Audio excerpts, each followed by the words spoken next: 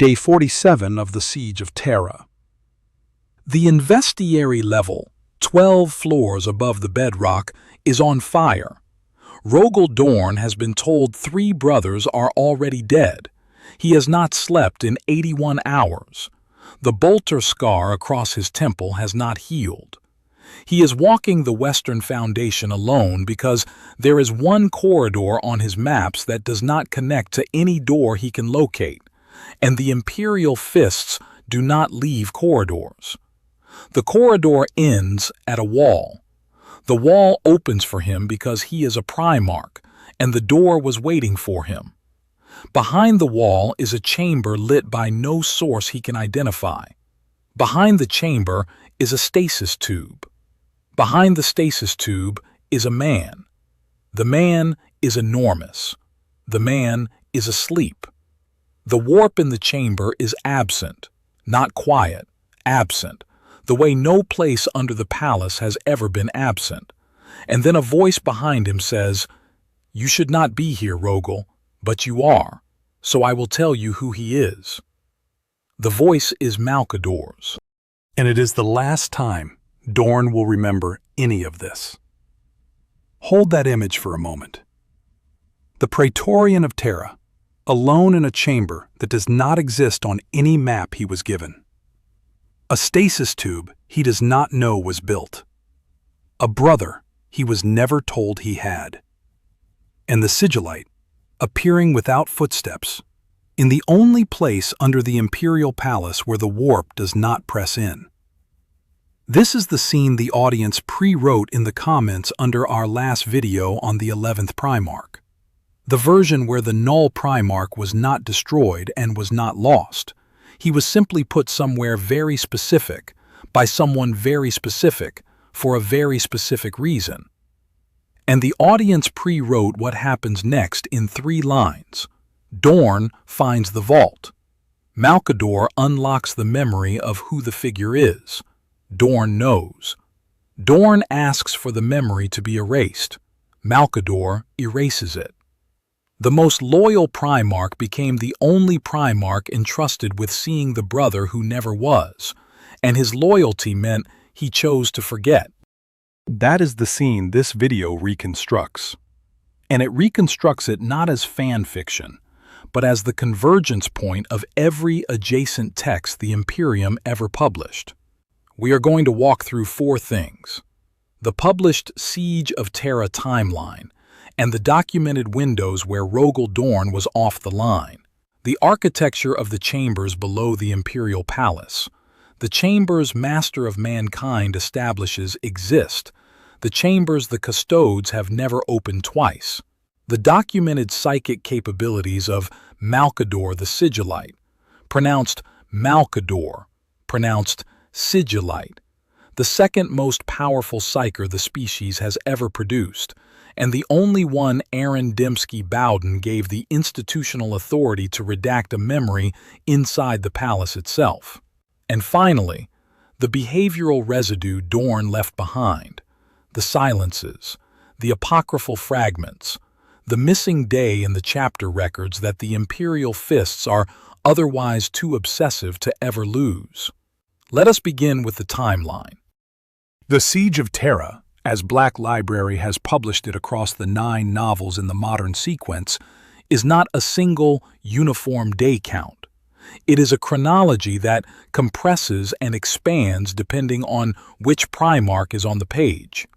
Sanguinius's stand at the Eternity Gate, by the published chronology, is roughly 200 days into the full battle. The bombardment begins on the 13th of Secundus. The ground assault begins 12 days after that. By the time you reach the inner palace phase, the phase Dan Abnett walks through in Saturnine, published 2020, and John French walks through in Mortis, published 2021, and Chris Raitt walks through in Warhawk, also 2021, and Abnett finishes through The End and the Death across 3 volumes from 2022 to 2024. By the time you reach that inner phase, the day count has long since become an interpretive thing.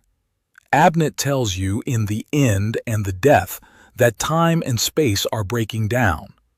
Terra is being sucked into the warp. Mere hours pass as if they were weeks.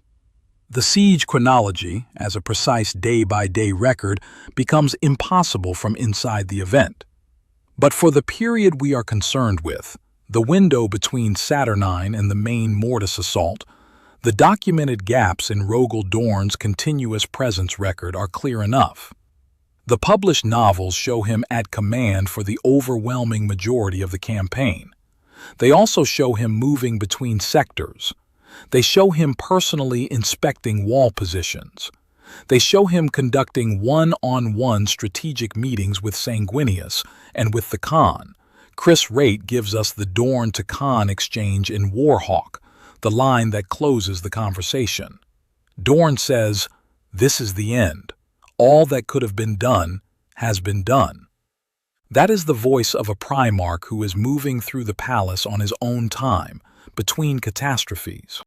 The voice of a man whose schedule is not legible to anyone except himself and the few custodes who follow him at a respectful distance.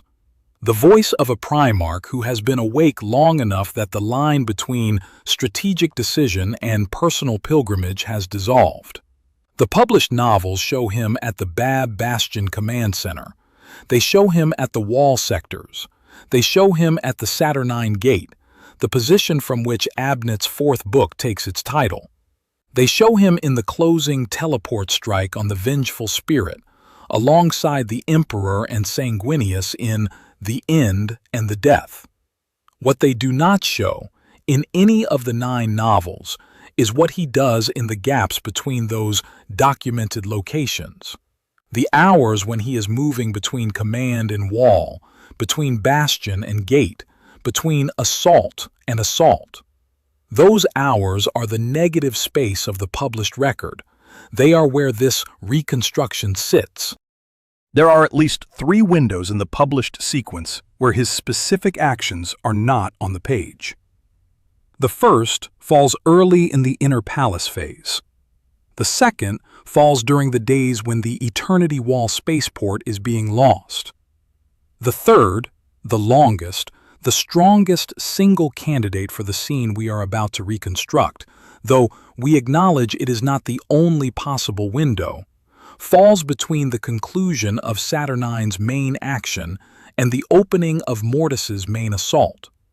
6 to 18 hours, long enough to descend 12 floors below the Investiary, long enough to walk a corridor that does not connect to any door, long enough to find a chamber lit by no source, long enough for a conversation with the Sigillite, long enough to forget it. Day 47. The strongest candidate, not the only one, but the one this reconstruction uses because it is the cleanest fit. The Imperial Fist's chapter chronology, gathered in the older Index Astartes material from the early 2000s, places Dorn's documented field presence at the Saturnine Gate ending on the 46th day of the Inner Palace phase. The next documented field presence is at the wall sectors on the morning of the 48th day. The intervening 18 hours have no entry in the chapter record. That is the longest such gap in the campaign. That is, by an Imperial Fists standard, an anomaly. The chapter does not have gaps. The chapter is built to not have gaps. Day 47 is the gap. Now the architecture. The Imperial Palace, as Aaron Dembski-Bowden documents it in Master of Mankind, published 2017, is not a single building. It is a vertical archaeology. Above the surface, the Sanctum Imperialis, the Eternity Wall spaceport, the Lion's Gate, the Investiary, the precincts named for the Earth cities they were built over. Below the surface, something else entirely. Dembski-Bowden gives us a webway labyrinth beneath the palace, containing former Eldar architecture that predates mankind's occupation of Terra. The Custodes, the Sisters of Silence, and the Mechanicum conduct operations there during the heresy. Demonic incursions reach those levels. The Emperor's great work is conducted there, in chambers whose existence is not common knowledge even to the imperial agencies operating above them.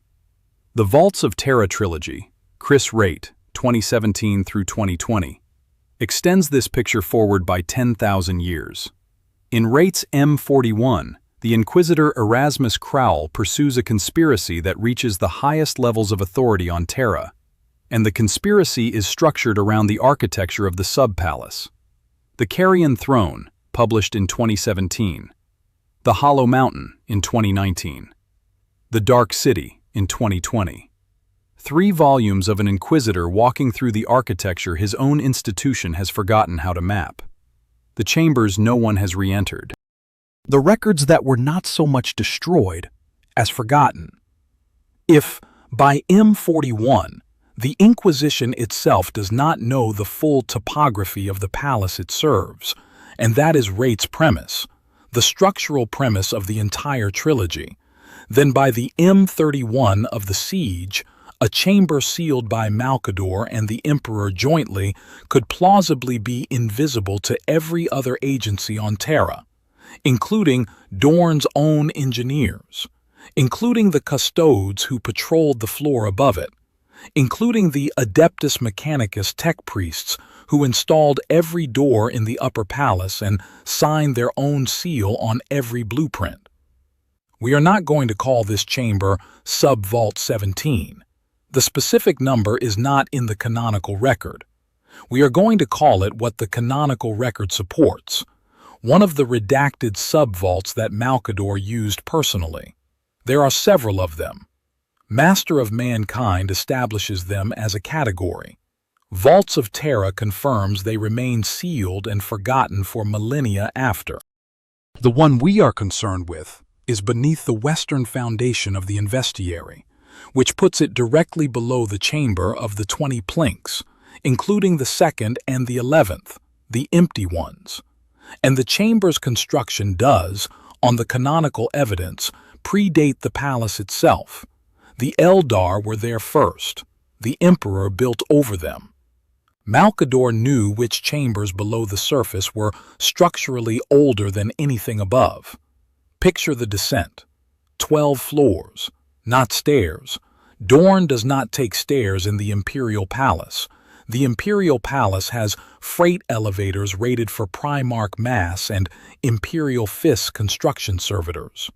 But on day 47, with the bombardment overhead shaking the upper floors, with the Investiary's marble plinks vibrating against their oolitic bases, with the bolter fire on the wall sectors registering as a continuous static pressure in his armor's auspex, Dorn takes the access shaft. He walks down. He counts the floors as he descends. By the 7th floor below the Investiary, the auspex stops registering external bolter fire.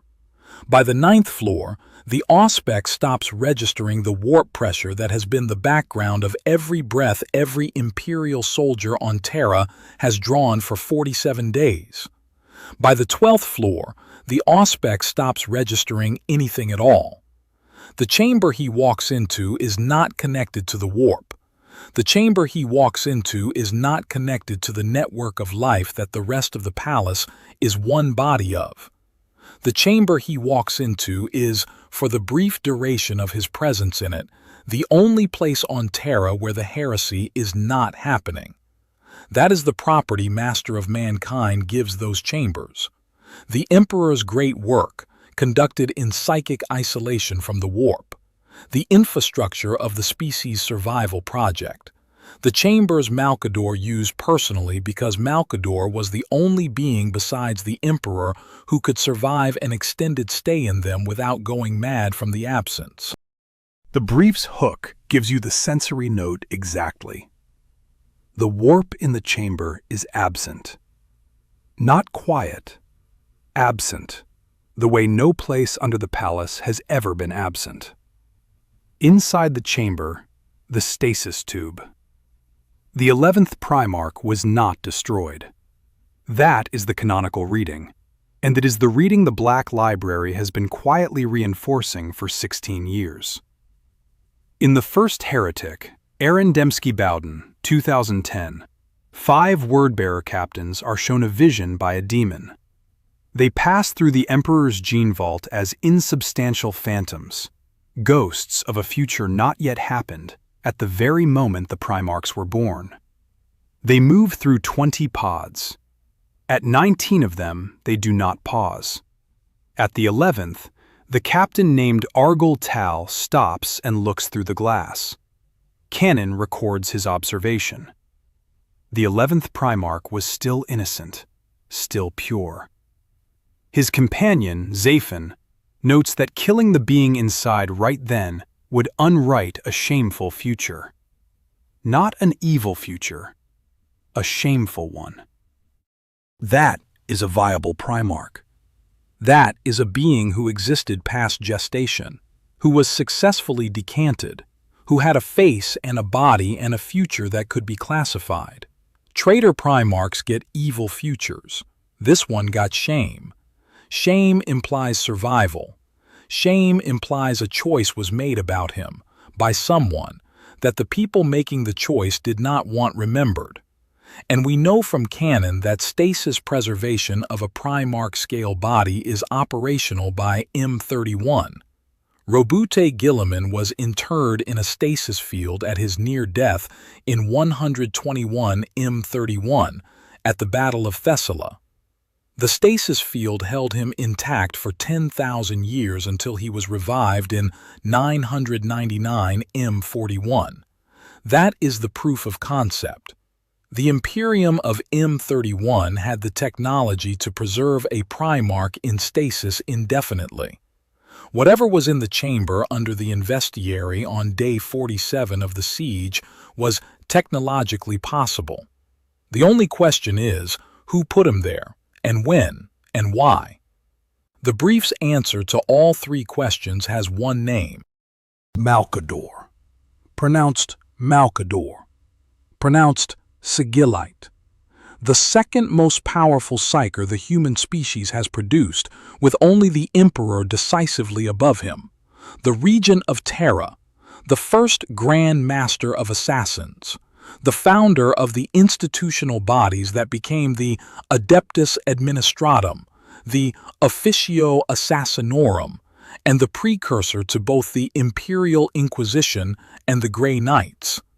Malcador's institutional fingerprints are on every secret apparatus the Imperium built in the Great Crusade era. The Warhammer community lore-focused piece on Malcador, the official article published alongside Saturnine's 2020 release, frames him exactly this way: the architect of every imperial institution that runs on secrecy. The man whose voice is described in canonical fiction as soft, careful, dry, never raised. The man who outlived everything he had built before he was finally consumed by the throne in the Emperor's place. And Aaron Dembski Bowden, in Master of Mankind, gives him one further attribute that matters for Ossene. Malcador could take the Emperor's place on the Golden Throne. He could hold back the demonic forces breaching the webway. He had the raw psychic capacity to do it for a few hours before being consumed. That is the upper bound of his power. That is the maximum demand the species could place on his abilities. And he met it. A being of that class can edit memory. That is a smaller demand on his abilities than substituting for the Emperor on the throne, by orders of magnitude. James Swallow, in The Buried Dagger, published 2019, documents Malcador's institutional pattern of psychic redaction through the Knights Errant, the secret cadre of Marines who would become the Grey Knights. Garrow and his companions operate under Malcador's authority, conducting missions whose details are subject to memory management. The pattern is institutional. The capacity is verified.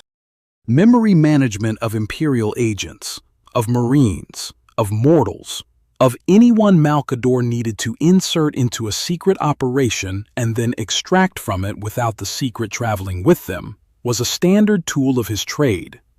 The only memory Malkador could not edit was the Emperor's and his own. Dorn's was within scope. It is worth pausing on what this means. Malkador's redactions, as Swallow documents them, are not crude amnesia inductions. They are surgical. Malkador removes specific knowledge while preserving the surrounding cognition and emotional architecture intact. The subject does not know the redaction has occurred. The subject does not feel a gap. The subject continues to be themselves, in every respect except the specific memory removed. This is a different order of power from the warp sorcery the Thousand Sons or the word-bearer's practice. This is not domination of will. This is precise institutional surgery. Malkador's powers were tuned for exactly the kind of operation the brief scene requires. A targeted excision. A specific memory, removed without trauma, without behavioral disruption, without the subject knowing it had ever been there. Except, the brief argues, the behavioral disruption is what is left behind. The specific memory is gone. The shape of its absence is not. And now the question that has to be answered. Why Dorn? There were 20 Primarchs. 18 of them existed in some form during the heresy. 9 of them were on Terra during the siege. Why is the scene we are reconstructing the scene with Dorn, alone, in the corridor below the Investiary, on day 47? Why not Sanguinius? Why not the Khan?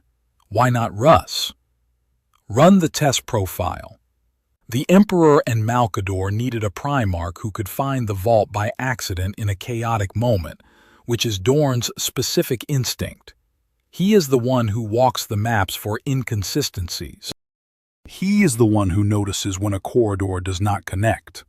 Other Primarchs would not have walked there. They would have been at command, where they could be reached. Dorn is the one who, mid-siege, would have left command to investigate an architectural anomaly, because that is who he is. They needed a Primarch who could be told the truth. Dorn cannot lie. This is established in The Lightning Tower, Dan Abnett, 2007, the short story that gives us Dorn at the Investiary, looking at the empty plinks of the 2nd and the 11th and thinking, in Abnett's verbatim words, the 2nd and 11th plinths had been vacant for a long time. No one ever spoke of those two absent brothers. Their separate tragedies had seemed like aberrations. Dorn embodied the human quest for truth. He could not tell a lie even when deception would have aided his cause. To tell Dorn an evasion is to insult him. To tell Dorn the truth is to bind him to its consequences. They needed a Primarch who, once told the truth, would request the erasure rather than insist on remembering. And here, the test gets specific. Run the alternatives. The Khan would have insisted. Chris Wright's Scars, 2014, gives us a Khan who refuses to be hidden from the Emperor's plans, who hunts knowledge across half the galaxy, who burns for understanding. The Khan's defining character note is the refusal to accept that anything should remain unknown to him. Tell the Khan he has an 11th brother, and the Khan would not have let the matter rest. The Khan would have demanded a tour of the chamber. The Khan would have demanded the dossier. The Khan would have committed it to chapter record as a matter of doctrinal duty. The Khan would have, eventually, fought for the right to wake the brother and bring him out. The Khan was the wrong Primarch for the test. Russ would have demanded an explanation. Leman Russ's character, across the heresy material, is the demand for plain loyalty and plain answer. Russ rejects ambiguity. Russ rejects the Emperor's habit of withholding information. Tell Russ he has an 11th brother, and Russ would, at minimum, have demanded to know why the wolves had not been told.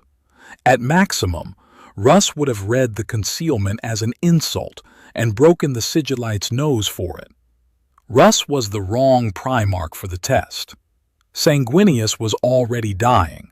The Angel had foreseen his death across multiple novels. Fear to Tread, Swallow's 2012 book, gives us a Sanguinius who knows the duel with Horus is coming and knows he will not survive it. By day 47 of the siege, Sanguinius was conserving every hour for the duel he knew was coming. He could not have carried the secret because he would be dead before he could keep it. The secret would have died with him in the vengeful spirit, leaving the Imperium without a custodian. Sanguinius was the wrong Primarch for the test, not because his loyalty was insufficient, but because his lifespan was. The Lion. Lion L. Johnson was not on Terra during the Inner Palace phase. The Dark Angels were elsewhere. The Lion was the wrong Primarch by simple geography. Guilliman. Roboute Guilliman was leading the Ultramarines on the Eastern Front. Wrong Primarch by geography. Vulcan. Corax. Both elsewhere, both with their own arcs. Wrong by geography. The only Primarch in the right place, at the right time, with the right character to find the corridor and walk it, with the right character to be told the truth and absorb it, and with the right character to understand that for him, specifically, silence is impossible, is Dorn. The most loyal because he is the most truthful. He cannot lie about what he remembers. So the only way for him to honor the secret is to not remember it. The Emperor's loyalty test is not whether Dorn would keep silent. The Emperor's loyalty test is whether Dorn would understand that, for him specifically, silence is impossible. Dorn would not survive the war keeping the secret. Dorn would, somewhere, somehow, tell. So Dorn asks for the memory to be erased, not as a violation of his character, as the most extreme expression of it, and Malcador erases it. Now the residue. This is the part of the case where we have to flag interpretation. The argument that Dorn's documented post-heresy behavior is the negative imprint of an erased memory is interpretive. It is a reading. It is not a citation from a primary text that says, Dorn was silent because Malcador erased a memory. No Black Library novel says that. But the pattern is there, and the pattern is suggestive. Dorn was reticent in the post-heresy years. The Imperial Fist chapter material gathered in the Index Astartes, the White Dwarf compilations from the early 2000s, describes him as silent on certain palace defense matters. He refused to revisit specific operational decisions. He left them unexplained. He was canonically methodical, formal, and one of the most disciplined record keepers in the Imperium. Imperial Armor, Volume 10, Forge World's Badab War coverage from 2010 confirms the Imperial Fist's documentary discipline as a defining cultural trait. They write everything down. And yet, there is a missing day. Fan scholarship has flagged it for decades, never explained in canonical text, never confirmed but consistently noted. A day on the Imperial Fist's siege chronology where the chapter record is genuinely incomplete. The chapter does not normally have missing days. The chapter is built to not have missing days. The fact that one exists, in the only chapter that documents everything, is exactly the kind of anomaly the brief's thesis predicts. Something happened. The chapter did not record it. The chapter does not normally fail to record things. This is fan scholarship, not canon, but it is consistent with the canon. And there are the apocryphal fragments, the Phoenician fragments, pronounced Phoenician, of unclear provenance, not authenticated by Black Library, consistent with the lore but not primary evidence. The fragments reference obliquely Dorn's allusion to a brother I was not meant to know. That is not a Black Library quotation. The fragments are a category of apocrypha that has circulated in the fan tradition. We will return to them at the close. We mention them here only as part of the behavioral pattern, Dorn, in the post-heresy years, leaving negative shadows where information should have been. Silences where speech was expected. Marginal notes by anonymous scribes that the official record does not endorse. Erased memories, the thesis goes, do not disappear cleanly. They leave behavioral shadows. Dorn's shadows are exactly the shape of the scene we have reconstructed. The silences fall on the specific topics: palace defenses, sub-palace architecture, certain operational decisions during the inner palace phase that the scene would have touched. The reticence intensifies around the investiary and its empty planks. The chamber Dorn was already in the Lightning Tower, registering as a wound in the chapter's symbolic record. The missing day in the chapter chronology is exactly the right day. The Phoenician fragments, apocryphal but lore-consistent, render Dorn's only documented reference to the brother in 6 words. 6 words is the length of a sentence a man might produce when a buried memory pressure cracks the edge of language and surfaces, briefly, before the redaction reseals itself. That is not proof. The brief is honest about it. The behavioral residue argument is interpretive, not citational. But the shape of the interpretation fits. And in a body of work as carefully constructed as the Horus Heresy and its surrounding apocrypha, the shape of an interpretation that fits is rarely an accident. Now the question of why this matters. The null Primarch, the 11th, is the open question every video in this lane has danced around. Where was he during the heresy? Every channel that has covered the lost Primarchs has been forced to leave that question hanging. The word-bearer vision in the first heretic showed him pure and innocent in his gestation pod, somewhere in the Emperor's gene vault, some time before he could be deployed. The canonical sub-palace topography Aaron Dembski-Bowden gave us in Master of Mankind establishes the chambers where the Emperor's great work happens. The investiary plinks in the Lightning Tower give us Dorn registering an absence that no one will explain to him. The pieces are all there. The pieces have been there for 16 years. What no one has done, and this is what the audience that pre-wrote the scene in our comments was telling us, is put the pieces together into a single scene that resolves the question. The 11th was not destroyed. He was preserved in stasis under the palace during the heresy itself. One Primarch found him. One Primarch was told who he was. One Primarch asked to forget. The secret survived the siege.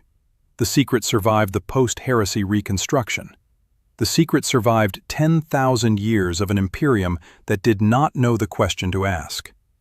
And the Emperor's gamble, the gamble that Dorn was the right son to entrust with the impossible knowledge, paid off.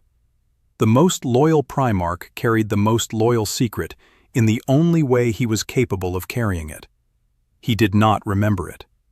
And consider what the brief is not arguing. The brief is not arguing that Dorn was disloyal for forgetting. The brief is arguing the opposite. Forgetting was the loyalty. The act of choosing to not remember, when remembering would have placed the secret at risk for the rest of his life, was the most disciplined act of fealty any Primarch ever performed. Dorn did not lose the memory by accident. Dorn did not have it taken from him against his will. Dorn requested it. Dorn understood, in the moments before the redaction, exactly what was being asked of him, and exactly why, and he consented. The Sigillite did not impose. The Sigillite executed an order Dorn himself had given. The relationship between sovereign request and instrument of execution is the same relationship that defined every act of imperial governance Malcador ever performed for the Emperor. The Sigillite was the hand, the Primarch was the voice, the secret was the work. This is the scene the audience asked for. This is the scene the canonical evidence supports. This is the scene that resolves the open question. And this brings us to the close. Rogel Dorn died fighting the beast in M32. By every record his Imperium kept, he died not knowing he had ever had an 11th brother.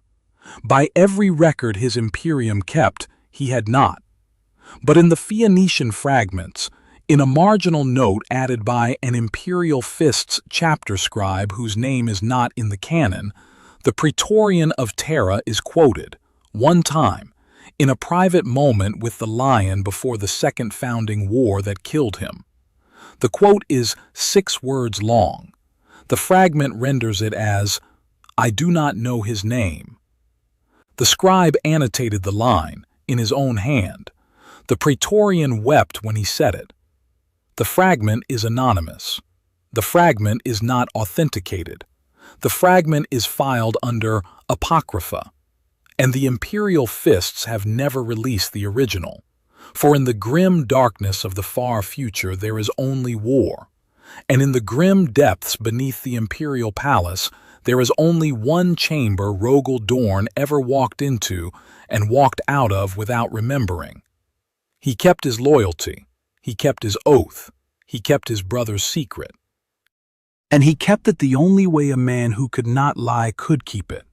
He chose, in the deepest moment of the most loyal life ever lived, to forget.